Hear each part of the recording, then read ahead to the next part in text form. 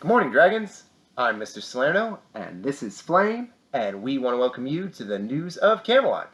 Today is Friday, May 29th, 2020, and Flame, it's going to be so nice outside today. High of 86 degrees, mostly sunny skies, and 14 hours and 40 minutes of sunlight. It's going to be so great, Flame. A little bit more sunshine every day throughout the school year. And we know that we haven't been on air this week, Dragons, but we've had a good reason. We've been exploring, we've been doing some extra researching, and we found some cool information that we wanted to share with you. And today's episode is a little sprinkling of certain things that we use each day during the news of Camelot. So we're excited to start with This Day in History. Normally we do This Day in History on Tuesdays, but there are two very exciting things that we want to share with you that happened on May 29th, a special day. So first, on May 29th, 1953, there were two gentlemen named Tenzing Norgay and Sir Edmund Hillary, and they climbed Mount Everest for the first time. It was the tallest peak in the world that they conquered in 1953, on this day in 1953. And you say, well, where is Mount Everest? Well, here's our trusty map. We actually have it facing you, Dragons, on Flame's globe. And if you look right here, there's this tiny country right here that's called Nepal. That's where Mount Everest is. See that little blue dot right there? Ta-da! Right? And it was funny when Flame and I were doing some research with this, it said that it's actually easier to climb Mount Everest from the southeast side. Like, it's easy to climb Mount Everest. I thought it was so funny. But nevertheless, it's been climbed a lot more times, but it took those two brave men a bunch of years ago to do it for the very first time. And also, Flame has a special note here for me. It says that on May 29th, 1999, so that's 21 years ago, the Discovery Space Shuttle completes the first docking with the International Space Station. Now, Flame had me mention that. Why is that, Flame? I know, Flame was so disappointed. He was right in front of the television on Wednesday, hoping to watch the space launch, but they postponed it. Flame, when did they postpone it until? That's right, they postponed it until tomorrow. And he says, make sure that you say this note. I said, okay. It says, SpaceX is targeting tomorrow at 3:22 in the afternoon to launch the return of human spaceflight from the Kennedy Space Center in Florida. And yes, it is the first launch from the United States in 9 years. So how about that? Now, we didn't get to This Land Is Your Land today, but Florida is very well known for its space travel, starting the space travel in Cape Canaveral or in different parts of Florida. So tune in tomorrow on your televisions, Dragons, at 3:22 for the most recent space launch, the first one in 9 years. Other things that wanted to be presented today are the Friend of Flame. Do you remember what we did last week, Dragons? Flame is very close to the bobcat, and we said, interestingly enough, that the bobcat was in 49 states. Another one of Friend of Flames that's in 49 states is, look at that, the coyote. 49 states we can find the coyote. Do you want to guess which state we can't find it? Flame knows the answer. We'll get back to that in a little bit. I'll give you a hint, though. It's not attached. It's not attached to most of the United States. But coyotes are fierce, aggressive omnivores. In fact, they eat so many different things, mostly meat, but they're also known to eat different berries and different grasses. But they love bunnies, they love snakes, they love chipmunks. They'll eat anything. They're very adaptable. Coyote, look at this, Dragons. Look at this picture we found. Look at those yellow eyes. Ooh, and those pointy ears.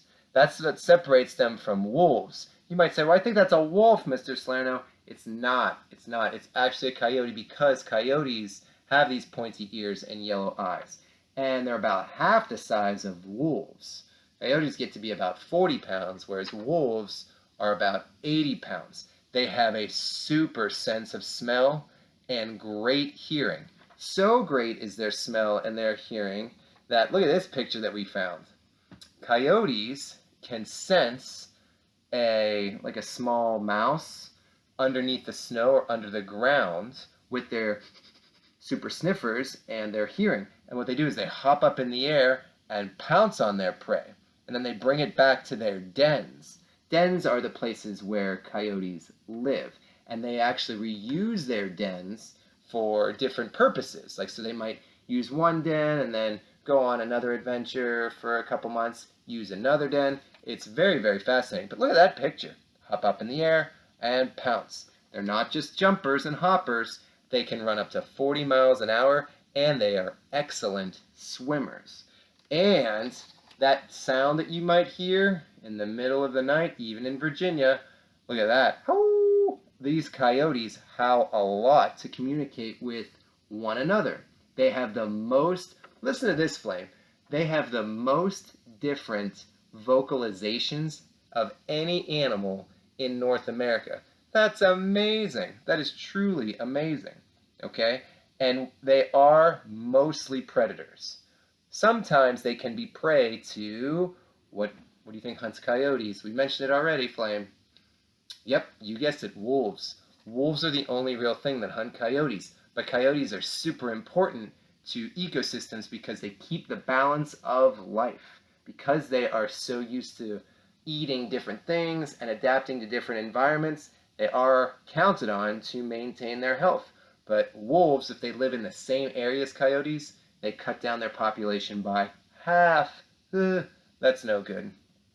So you might say that coyotes are in no danger of being extinct because they're not. They're in every United State except Hawaii.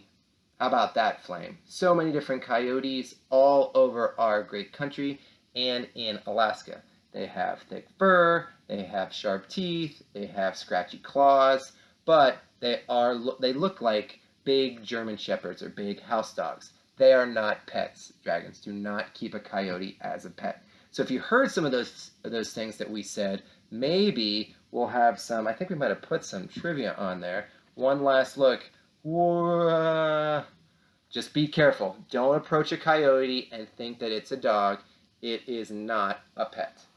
Dun dun dun! It's time for the birthday box. We've got some catching up to do, Flame. Obviously, there have been some birthdays this final week of May. Whoa, we've got a lot. So let's do this. We've got 6 days that we're going to cover. We're going to cover 6 days worth of birthdays here, Dragons. So we'll start back on May 25th, back on Memorial Day.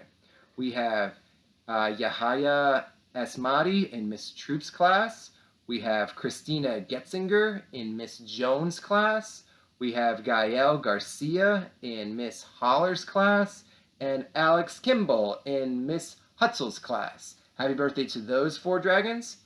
On May 27th, we have Marley Alexander in Mr. Bitar's class.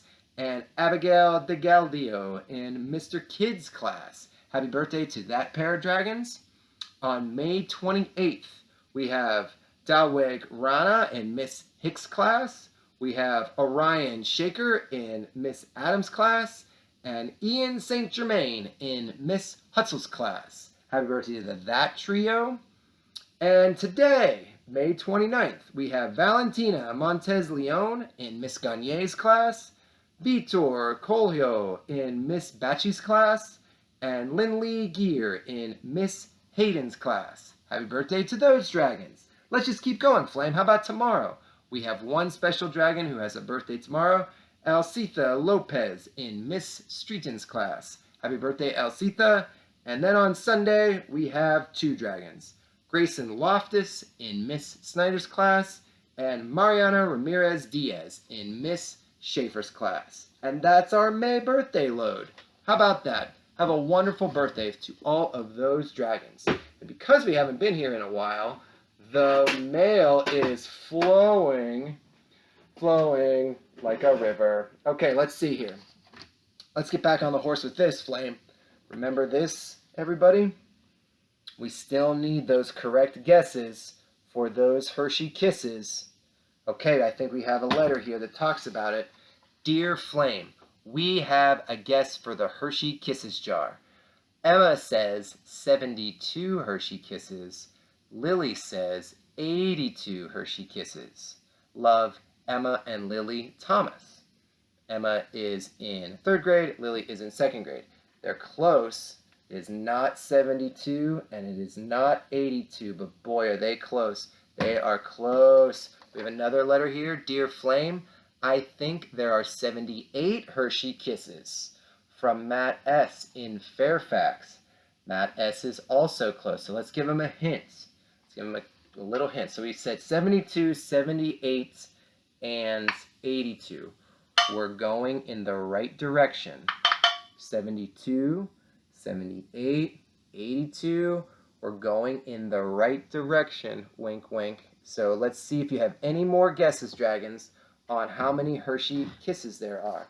Do you want to write us and let us know what your guess is? We have missed you. We'd love to read your guess on the air, and if you get it right, we're thinking that we might deliver it to you so that you can have all of them that are in there. Look at Miss Flaherty added. She really missed us. So let's read these. Hi, Dragons. It's a great day to put a smile on someone's face. Here are 2 jokes you can tell your friends, or soon-to-be friends. What did the left eye say to the right eye? What did the left eye say to the right eye? Between you and me, something smells. Ha! How about that? So your left eye and your right eye, in between you and me, something smells. Very good, Miss Flaherty. Another one. How do you talk to a giant? How do you talk to a giant? Use big words. I know, don't use those little words. Have a great day. Love, Miss Flaherty. And she used a mini wheat box. So resourceful. All right. Good morning, Dragons. I heard the neatest fact today. Have you ever heard of the term, sometimes you have to think with your heart instead of your head? We say that a lot. Well, did you know that shrimps actually have their hearts in their heads? Whoa! Here's hoping some of you use your heart today as your head. Lots of love, Miss Flaherty. And it's a good life lesson. It's a good life lesson to use your heart, just like shrimps do. What is this? Miss Flaherty's using oatmeal. Look at that. Hi, Dragons. I was in such a great mood when I woke up this morning. That's because I got to see some families at Camelot that picked up their supplies. Thank you for keeping your Camelot spirit strong and for doing everything you can to stay motivated, focused, and safe. Well done, Dragons. Lots of love, Miss Flaherty. So she's been writing us this whole time, Flame. We got it. Oh, man. Look at this. A Ritz cracker? Wow. Good morning, Dragons. Look, I'm using a Ritz cracker box for this postcard. I guess I never really knew how many things in my house are made of cardboard and could probably be used as postcards. And I received a lovely postcard from Flame using a Kind Bar box. That's right, Flame. You wrote Miss Flaherty in that Kind Bar box. Stay safe. We appreciate everything you do. Lots of love, Miss Flaherty. Look at that, Dragons. Miss Flaherty, so resourceful. Writing our letters, using cardboard everywhere. Look at her making those discoveries. We got to see if there's other cardboard appliances or pieces of material that we can use and put in the mail. Yeah, and Workout Wednesday, we missed Workout Wednesday, but we do have some workout cards here somewhere. Flame thought of 4 cool workouts that you can do. So if you've been sitting inside this week, here are 4 things that you can use to feel active, right? And they have a little bit of an animal feel. This one is called the mule. This is hard. We tried this morning where you put 2 hands on the ground and you kick them up in the air. Like if something was bothering you and then you just put 2 legs right back behind you. This one isn't so bad. This one's called the lizard. But what you do is, you know, lizards have a hard time running, right? They have to crawl a little more. But you put your hands by your side and you lift your head up and see how much you can get your body up without pushing on the ground, right? That's called a lizard. And then this one is our favorite. It looks easy, but it's not easy. We tried this the other day. This is called the bear crawl. And what Flame and I do is we'll take 4 paces forward and then 4 paces backward where we look like a bear on all fours, right? We just put one arm in front of the other and then one leg in front of the other and then go back. Okay, so 4 steps forward, 4 steps back. And then this one really works your tummy. I think the coaches love this one. This is called the Venus flytrap, where you fold your body, get your hips off the ground. Try to touch your toes if you can, dragons, but maybe do 10, take a break, then do 10 more. So we have the mule, the lizard, the bear crawl, and the Venus flytrap. All right, so now I think that's it for today's program. What did we forget? Trivia time, dragons. Trivia time. We couldn't let you get away that easy without some questions about our fearsome friend. Right? When we communicate with each other, we communicate using our vocalizations. That's not on here, I don't think. But let's find out if other things are on here. Coyotes. Are coyotes herbivores, meaning they eat only plants? Are they carnivores, which means they eat only meat? Or are they omnivores, which means they eat both? Bingo, they are omnivores. They eat plants and meat. Very good, Flame. Coyotes. Are they predators? Are they prey? Or are they both? Are they predators, prey, or both? Most of the time they are predators, but for this answer, dragons, they are both. Watch out for those wolves, right? All right, coyotes. Coyotes live in dens. Coyotes live in animal sheds. Coyotes live in fortresses. We guess you could call them animal sheds. That's not the proper term, but they live in dens. They don't necessarily share dens, but they reuse dens, which is super interesting. All right, now here's, like we did last week with bobcats, you've got to have an inference for this, okay? So coyotes. Coyotes live in the forest. Coyotes live in the swamp. Coyotes live in mountains. So we said that they were adaptable. We said they live in 49 states. We said they eat almost anything. So you would infer that they live in all of these places. It's a trick question, dragons. They live in the forest, the swamp, the mountains, and especially in prairies. Do you want to guess what state has the most coyotes? We mentioned it already. Back in another episode, it's Colorado has the most coyotes. How about that? We didn't mention this one, but here's another inference, okay? So coyote pups, based off of how they live. Do you think they stay with their mom for 6 days? Do you think they stay with her for 6 months? Or do you think they stay with them for 6 years? If you had to make an inference based off of what they eat and their lifestyle, you would say what? That was a tough one, Flame, but you got it. It's 6 months. Coyote pups stay with their moms for 6 months. And finally, dragons, we mentioned this. Coyotes, in terms of how many there are they considered least concerned for being extinct? Are they threatened to become extinct? Or are they endangered, which means they're almost extinct? They are least concerned. We've got lots of coyotes because they're in so many places in our great country.